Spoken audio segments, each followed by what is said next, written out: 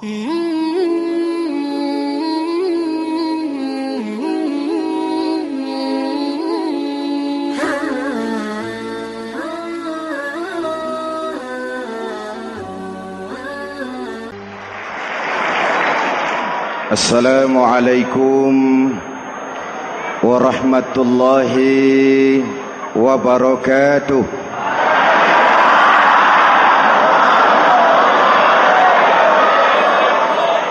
Alhamdulillahi rabbil alamin, wassalatu wassalamu ala ashrafil mursalin, sayyidina wa maulana Muhammadin wa ala alihi wa sahbihi ajmain, amma ba'du. Para ulama yang saya muliakan, hadirin hadirat ma'asyiral muslimin yang saya cintai, banyak kita alami perubahan-perubahan yang terjadi, baik perubahan yang menyangkut sosial budaya, lebih-lebih yang menyangkut sosial politik. Yang tidak banyak mengalami perubahan adalah sosial ekonomi. Bahkan angka kemiskinan kita naik menjadi 3/5 dari total penduduk kita hidup di bawah garis kemiskinan, dan 20% diantaranya miskin mutlak. Perubahan-perubahan yang terjadi menyadarkan kita kepada kebenaran Al-Quran ketika Allah menyatakan wa tilkal ayyamu nudawiluha bainan nas. Hari itu kami putar di antara manusia. Ada saat datang, ada waktu pergi. Ada hari lahir, ada saat kembali, ada waktu dilantik, ada saat menyerahkan jabatan. Hari kami putar di antara manusia dan hidup cuma sekadar menunggu giliran. Soalnya kemudian di tengah perubahan-perubahan yang terjadi begitu cepat, what must we do now?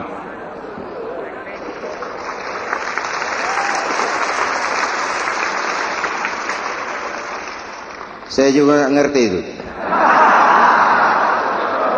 Yang penting kan penampilan.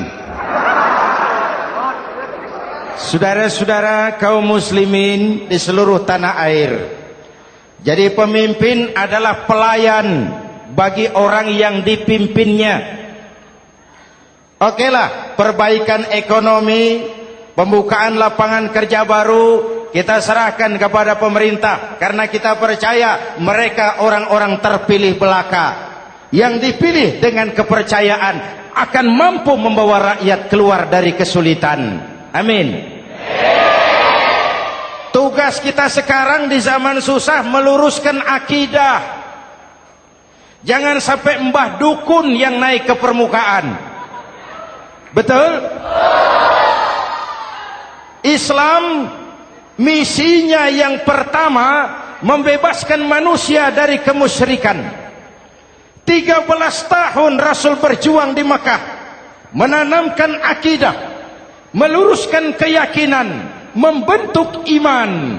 13 tahun membebaskan manusia dari belenggu kemusyrikan. 13 tahun menanamkan la ilaha illallah Muhammadur Rasul dengan seluruh konsekuensinya. Kalau saya yakin tidak ada Tuhan selain Allah, saya tidak akan minta tolong kecuali hanya kepada Allah. Saya tidak akan pernah takut kecuali hanya kepada Allah. Saya tidak akan menggantungkan hidup kecuali hanya kepada Allah. Saya tidak akan minta rizki kecuali hanya kepada Allah. Saya tidak akan melarikan persoalan kecuali hanya kepada Allah. Kalau konsekuen dengan keyakinan ini, Mbah Dukun nggak dapat tempat.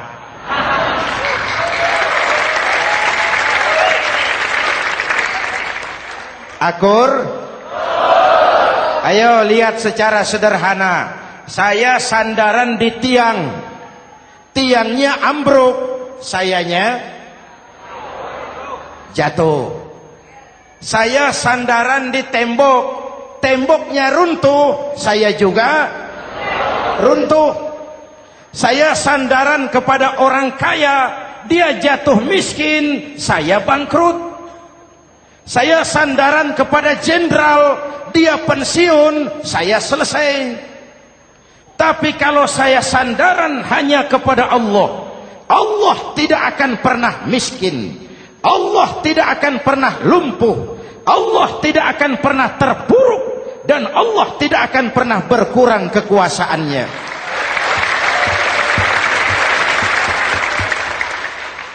Maka umat Islam, sesulit apapun zaman yang kita hadapi, Allah juga tempat kita bersandar. Jelas? Selama ini kita iman dalam ucapan, tapi sekuler dalam perbuatan. Di masjid ada Allah, di kantor Allah tidak ada, maka korupsi merajalela.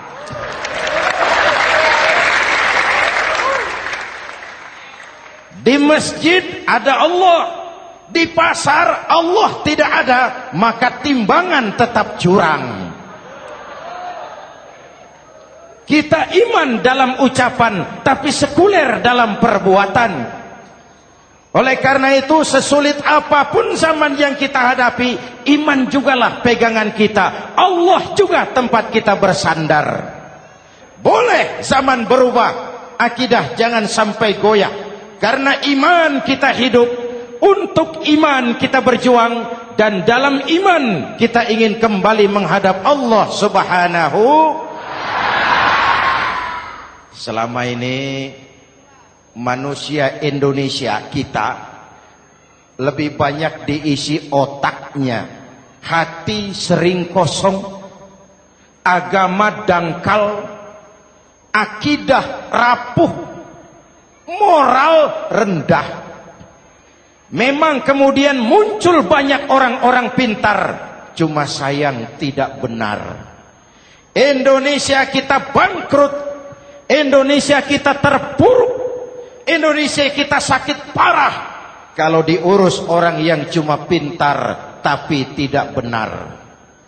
Kita perlu orang-orang pintar, tapi kita lebih perlu orang benar. Jelas?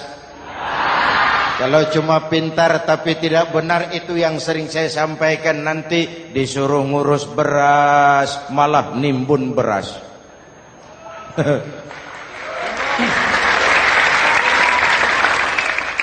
Disuruh ngurus laut malah jadi bajak laut. Disuruh ngurus hutan rame-rame jadi orang hutan. Jutaan hektar hutan Indonesia kita ini merupakan kekayaan sumber daya alam kita yang harus digunakan bagi sebesar-besar kemaslahatan rakyat. Yang disuruh ngurus hukum malah bikin hukum seperti pisau, tajam ke bawah, tumpul ke atas. Jangan heran lalu di masyarakat muncul street justice, pengadilan jalanan, sebagai refleksi dari ketidakpuasan melihat sikap hukum yang sangat berpihak. Kalau yang kecil salah, hukum cepat-cepat ditegakkan.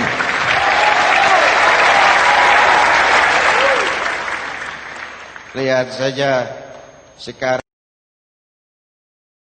sekarang ini kalau orang terkenal banyak uang punya masalah, antri yang bela.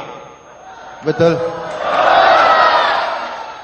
Tapi saudara lihat si Marsinah di Jawa Timur, si Sengkon dan Karta di Jawa Barat, si Udin Bernas wartawan Jogja terseok-seok mencari keadilan, sampai hari ini urusannya masih remeng-remeng.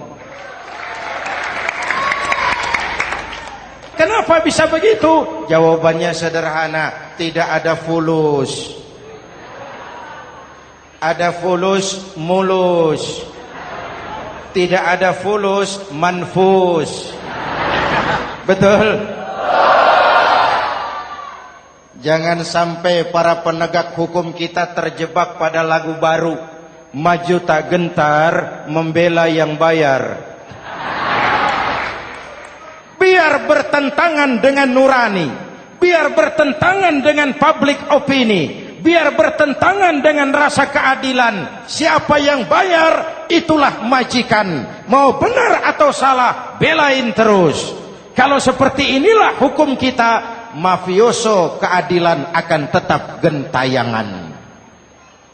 Hadirin yang saya hormati, 13 tahun beliau berjuang di Mekah, meluruskan keyakinan, memantapkan akidah, meneguhkan iman. Dari situ segalanya dimulai, dan ke situ segalanya akan menuju. Intan paling mahal, mutiara paling berharga, tidak lain adalah nilai-nilai keimanan. Kalau itu sudah tergadai, apalagi yang bisa kita banggakan dalam kehidupan ini?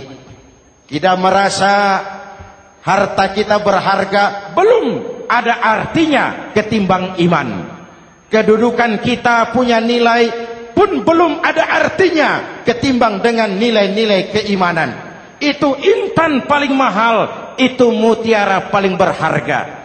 Harta baru ada manfaatnya kalau dilandasi dengan iman.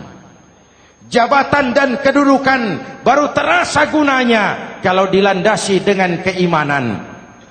Kalau jabatan lepas dari iman, yang akan lahir Fir'aun baru. Jelas? Kalau harta terlepas dari iman, yang akan muncul adalah konglomerat Korun. Kalau ilmu pengetahuan terlepas dari nilai dasar keimanan, maka yang akan muncul adalah ilmuwan pelacur yang menyalahkan yang benar, membenarkan yang salah untuk kepentingan pribadi. Dan kondisi seperti itu tidak akan membuat kita makin sehat. Oleh karena itu, pada kesempatan ini, pesan pertama saya, menghadapi zaman susah, tetap jaga akidah, tetap pelihara keyakinan. Kesulitan bukan untuk ditakuti, untuk diatasi. Hidup adalah kerja keras, bukan keajaiban. Perubahan tidak akan datang hanya dengan simsalabim abragadabra. Perubahan tidak akan muncul hanya dengan berandai-andai. Perubahan tidak akan turun dari langit seperti turunnya embun di waktu malam. Perubahan adalah kerja keras, sehingga Al-Quran membimbing kita, innallaha la yughayyiru ma biqaumin hatta yughayyiru ma bi anfusihim. Allah tidak akan mengubah keadaan suatu bangsa kalau mereka tidak mau mengubah apa yang ada di dalam diri mereka. Yang ada di dalam diri itu rule of thinking, state of mind, cara kita berpikir, cara kita memandang kehidupan, cara kita mengatasi persoalan. Hadirin yang saya hormati, inilah iman. Berangkat dari ini kita menyadari, ini ujian buat kita rakyat. Dan kita rakyat Indonesia ini kalau sama susah sih sudah kenyang. Ya Pak? Ya Pak? Kita ini sebagai bangsa mengalami apa yang disebut oleh Bung Karno up and down. Naik, turun, timbul, tenggelam, pasang, surut. 350 tahun dijajah oleh Belanda, kita susah. Berangkat Belanda masuk Jepang, susah lagi. Pergi Jepang, datang nikah, susah lagi. Lalu kita merdeka, dirongrong oleh berbagai pemberontakan, susah lagi. Makan bulgur, antri minyak. Lalu PKI berontak, susah lagi. Muncul orde baru, lama-lama susah lagi. Orde baru selesai, naik reformasi, mulai repot nasi, susah lagi.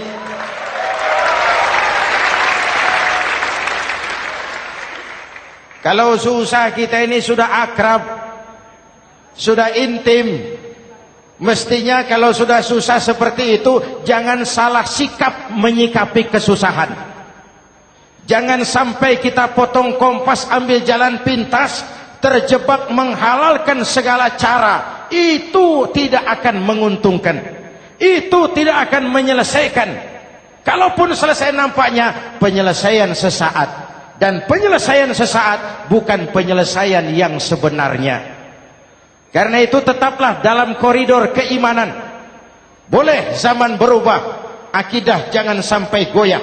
Silahkan masa berganti, tapi keyakinan jangan mati. Sekali la ilaha illallah, sampai tetes darah paling penghabisan, tetap la ilaha illallah. Sanggup? 3 orang.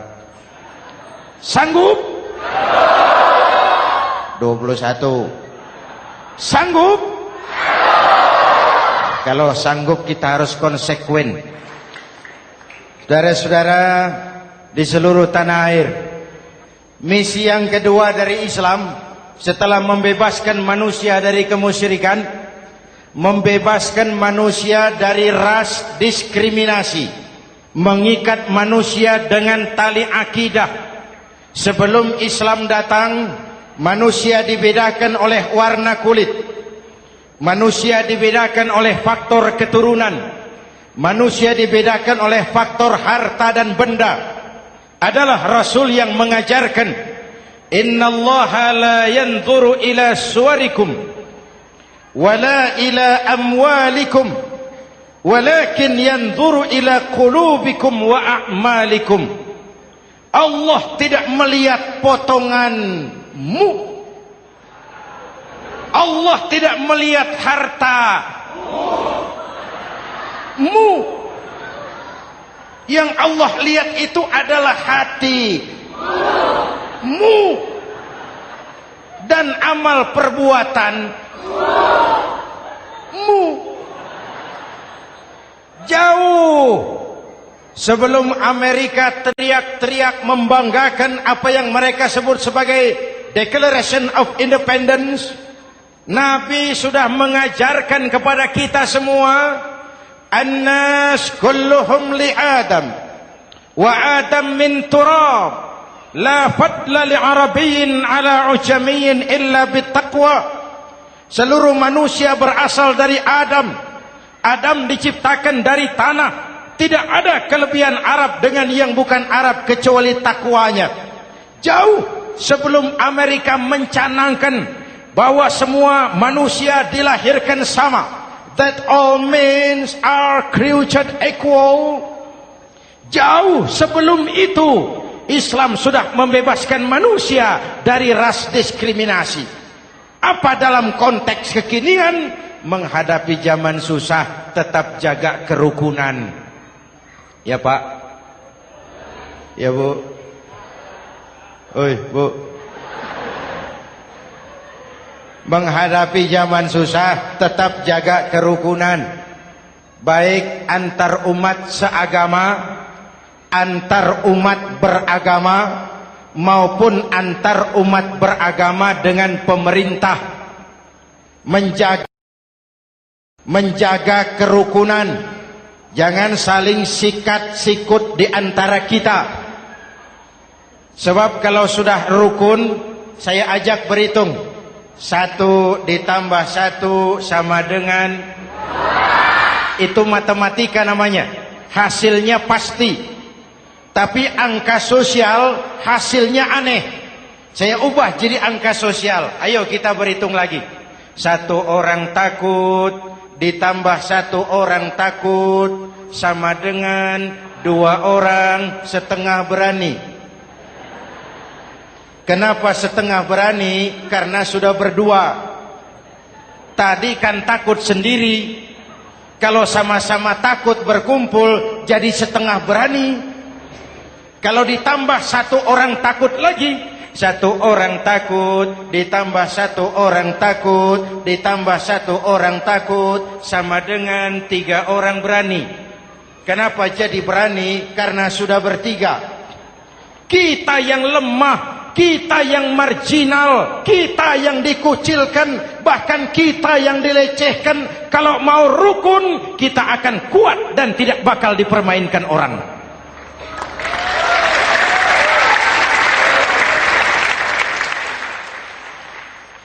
Tapi kalau rukunnya yang satu mau menikam yang lain, saya ajak berhitung lagi. Yuk berhitung yuk.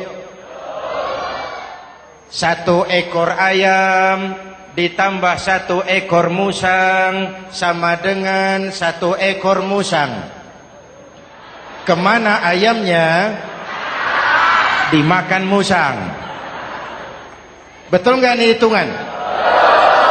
Ayo kita hitung lagi. 1 ekor ayam ditambah 1 ekor musang sama dengan 1 ekor musang. Kemana ayamnya? Dimakan musang. Jadi kalau kita suka kumpul dengan orang yang mau makan kita, selesailah kita.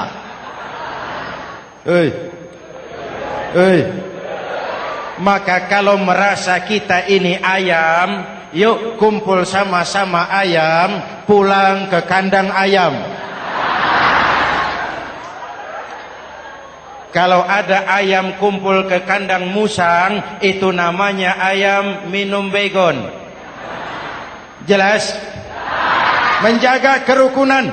Pertama, antar umat seagama, sesama muslim harus saling menjaga, harus saling memelihara.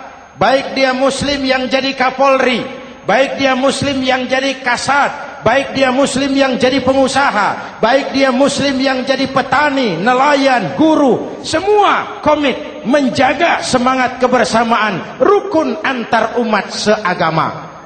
Jelas? Jelas? Hadirin yang saya hormati, atas dasar itu saya ingatkan kembali, kita semua ingin persoalan terorisme dilepaskan kaitannya dari agama manapun. Tidak ada kaitannya terorisme dengan Islam, dengan Kristen, dengan Hindu, dengan Buddha.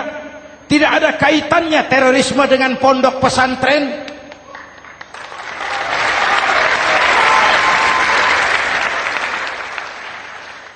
Jangan sampai pesantren jadi kambing hitam. Karena sejak zaman penjajahan, pesantren sudah terbukti memberikan kontribusi bagi perjuangan memerdekakan rakyat Indonesia. Rukun antar umat seagama. Yang kedua, rukun antar umat beragama. Islam ini rahmatan lil. Jangankan manusia walaupun berbeda agama, binatang saja dihormati.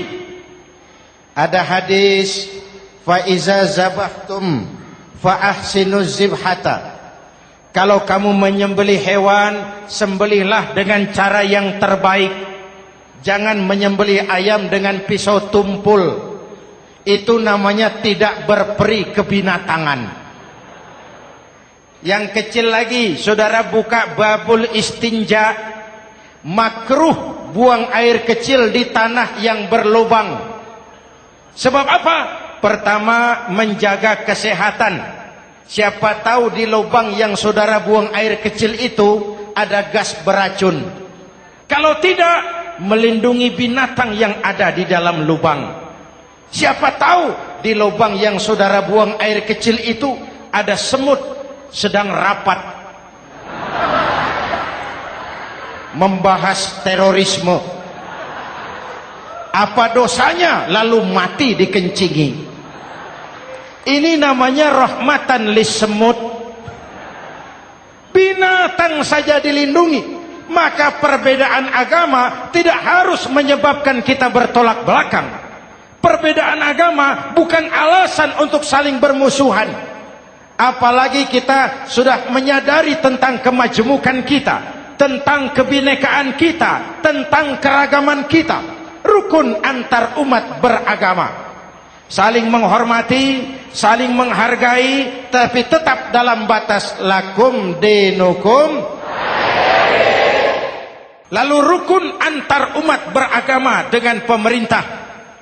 Hadirin yang saya hormati, yang benar kita dukung, yang salah kita perbaiki dan kita tegur menurut cara-cara yang diajarkan oleh agama kita. Dan sholat berjamaah, pendidikan bernegara yang paling bagus.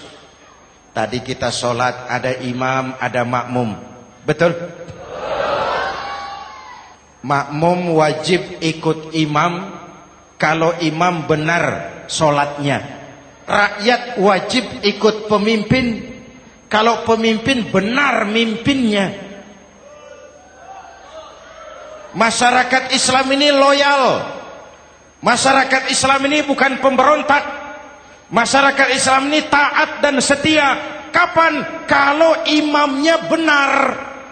Imam takbir, makmum. Imam ruku, makmum. Imam i'tidal, makmum. I'tidal. Imam sujud, makmum. Tapi kalau imam keliru, mestinya imam ruku malah sujud. Salah imam ini. Tegur. Siapa yang wajib negur? Makmum yang saf terdepan. Anggota DPR.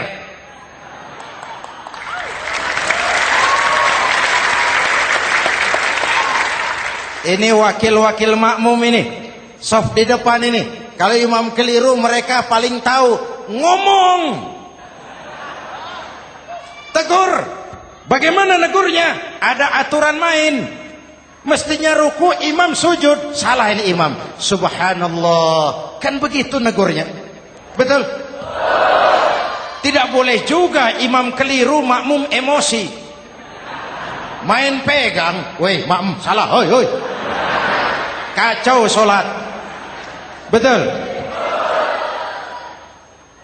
Anggota dewan ini, saf di depan. Itu kalau imam keliru. Satu saat imam buang angin. Namanya manusia bisa buang angin toh. Apa makmum lalu berkata, demi kesetiaan saya kepada imam, imam buang angin, saya lebih keras lagi. Itu namanya fanatisme buta, loyalitas yang goblok. Imam buang angin, minggir. Iyyaka na'budu wa iyyaka nasta'in. Sampai situ imam buang angin, minggir imam. Lalu saf yang di depan maju. Tidak usah bikin solat baru, teruskan pekerjaan imam. Ihdinas siratal mustaqim. Teruskan. Kenapa? Kalau bikin solat baru lagi, nanti buang angin lagi. Bikin lagi solat. Kapan selesainya solat? Kapan selesainya membangun negara ini? Yang penting imam tahu diri, buang angin, minggir.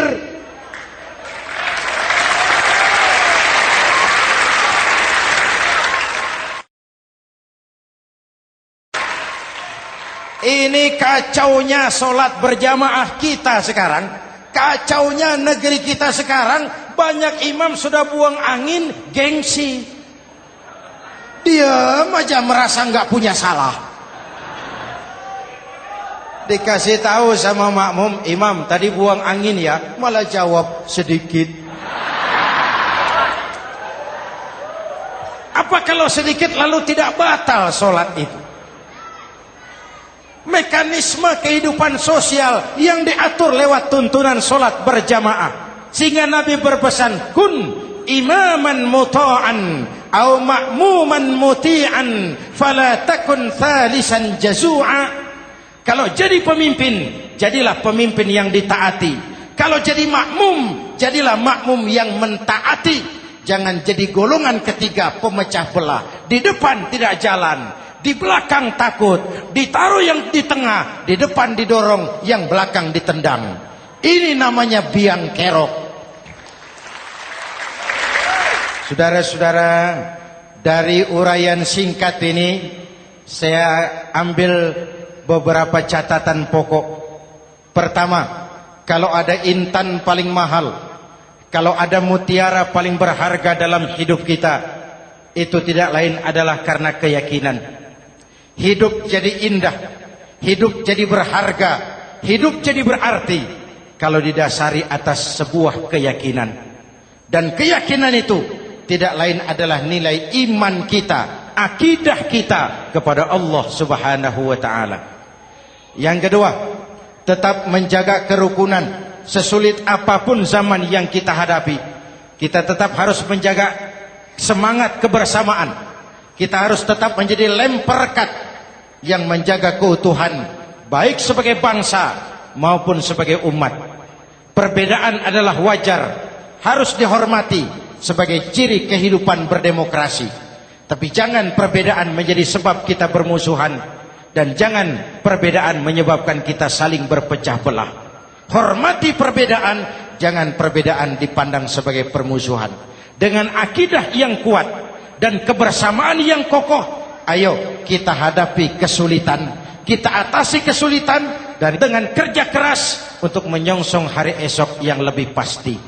Mari kita Fatihah, semoga Allah memelihara kita bangsa Indonesia. Ala hadhihi niyah wa ila hadratin Nabi. Al-Fatihah.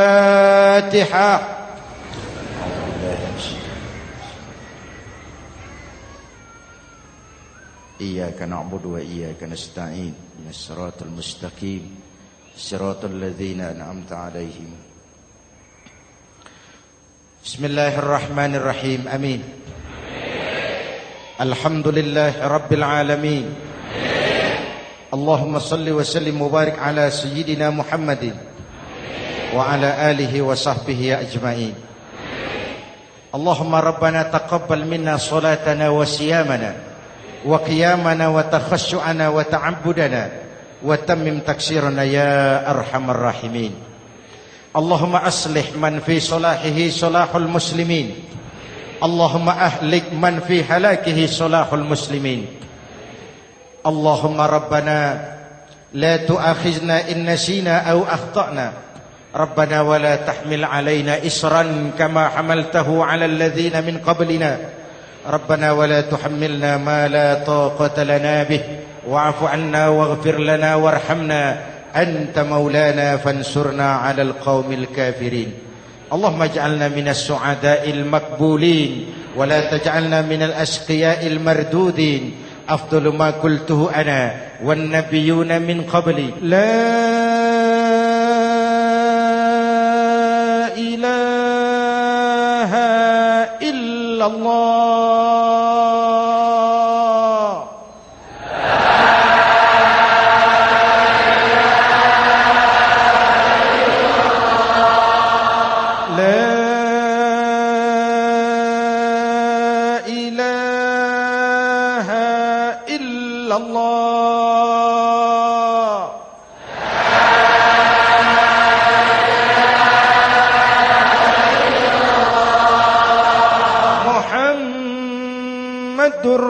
Rasulullah